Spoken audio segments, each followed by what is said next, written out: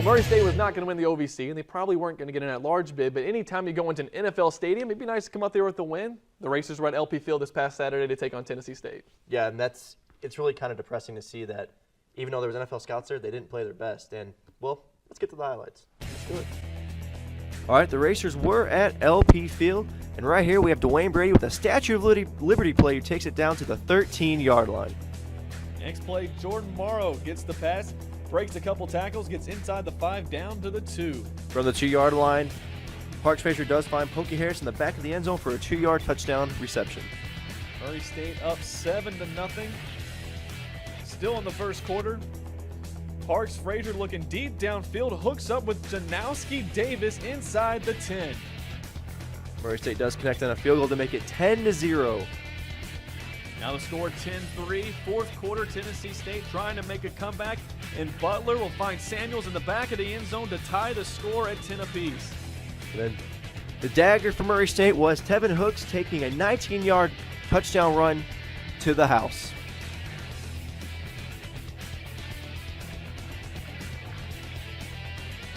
Racers' last chance to tie the game, 4th down, and Parks Frazier is sacked. Tigers take over, go into victory formation, and improve to 9-3, 6-2 in conference.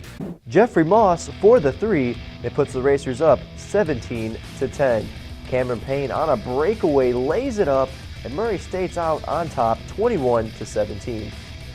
Back to Cameron Payne again, working hard for some points, draws the foul, puts it up, gets the and 1, and the Racers are up 38-30. Closing out the highlights, Dexter Fields with a 3 to put the Racers up 49-36.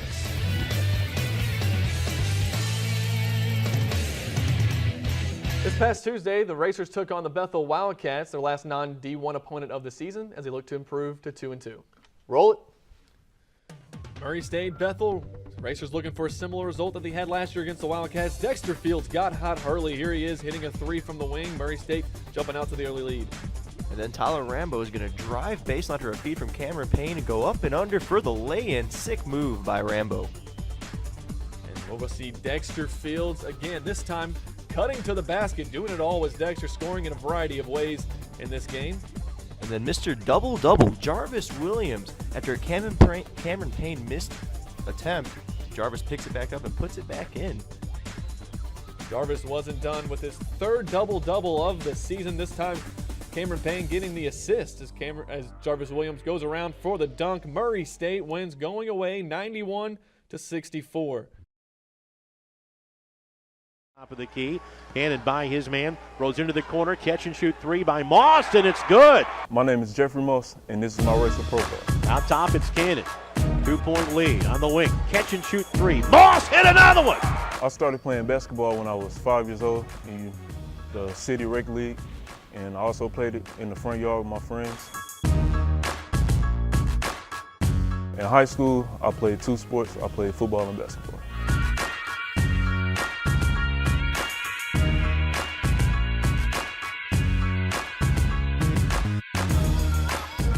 I got honorable mention for Class 6A in football.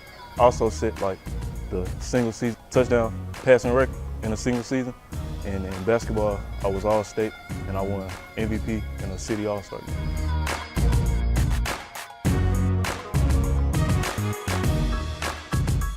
My personal favorite nickname would happen to be Moss the Boss. I actually got it playing football. Had a good game and was walking through the hallway, and like one of my friends was like, "Hey, you're a boss at football," so that's where he got Moss the Boss from.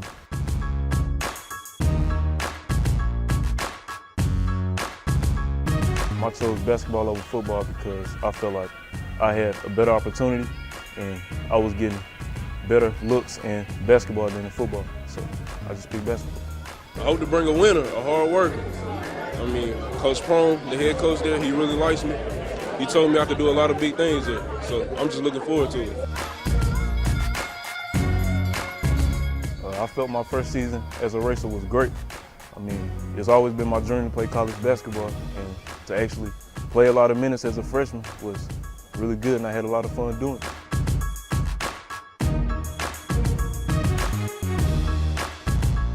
My most memorable game, well, actually I had 2. The exhibition game against Freed Hartman, my first game. and against South Dakota State and for Bracket Busters. The feeling playing against South Dakota State, it was great. I mean, it was a lot of people in the gym. It was on TV. I felt like I played really good. Coach told me I played real good. And there was a lot of people back home that were watching the game. And I got a lot of phone calls from them after the game telling me how great I played. My most memorable play as a racer was my freshman year against South Dakota State when I hit the buzzer beater to beat the shot clock. I just remember Isaiah was stuck and had nobody to pass it to, and I was the closest one, and he passed it to me, and I just kind of heaved it up, and luckily it went in. The community, they mean a lot to me. It's just my second year here, but they treat me like I was born and raised here, and they show me a lot of love. They treat my family well when they come up here, and I'm thankful for them.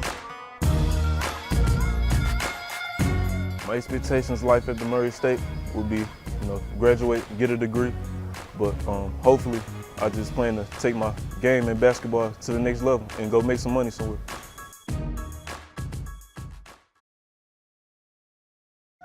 Congratulations, what does it feel like?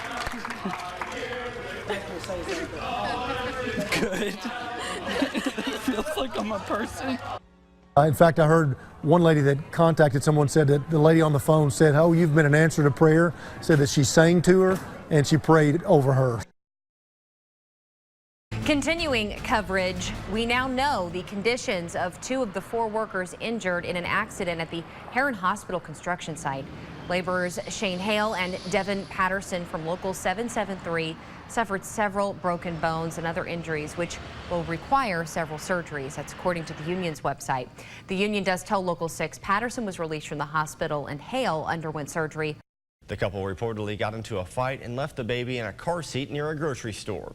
The store clerk called authorities after spotting the child. While store employees waited for deputies to arrive, the mother showed back up. She and the baby's father were both arrested and charged with reckless conduct.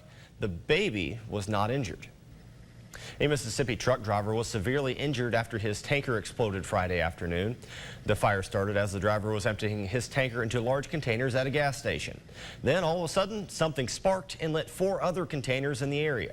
The spark also created a loud explosion in the area. A witness was able to spray the truck driver with water from a fire hydrant after he saw the man badly burned. The driver suffered burns to his arm, stomach, and back. An incredible story from Chile. Police say a 2-year-old boy who was neglected by his drunken mother survived by nursing from a neighbor's dog. The woman who owned the dog called police when she saw the child. When police picked up the boy, they say he was malnourished and nearly naked. Police say his mother was drunk and the child was taken into protective custody.